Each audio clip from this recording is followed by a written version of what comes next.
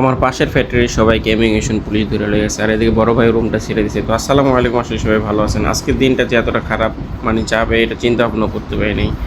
এই গাড়িটাও খুব ঠান্ডা মাথায় করতে হবে, এই গাড়িটাও মনে করেন আরেক ভালো লোকের।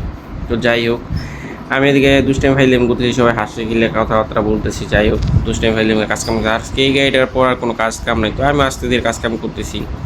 তো এক বসে কতক্ষণ করলাম, আর এদিকে আন্ডারকোট করতেছি। আর আমার বাসায় যে ইমিগ্রেশন পুলিশ আছে সেটা আমি নিজেও জানি না। আমি দুপুর ভাত খাই দিয়ে গেছি, খাওয়া দাওয়া সে রং করতেছি। রং করার টাইমে ফোন আসছে যে তুই কই? আমি বললাম যে আমি তো বাসায় এই দোকানে কাজ করতেছি। কত এমন তো ইমিগ্রেশন পুলিশ এসে সব ধরে লেগেছি।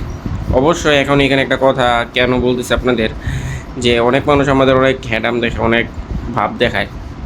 যাদেরকে ধরে নিয়েছে তারা কিন্তু অনেক এখানকার ভালোই প্রভাবশালী, বুঝতে পারছেন? তো সবসময় ক্ষমতা দিয়ে সব কিছু হয় না। তো যাই হোক, আল্লাহ তালা ওদেরকে সবাই সুস্থ হয়ে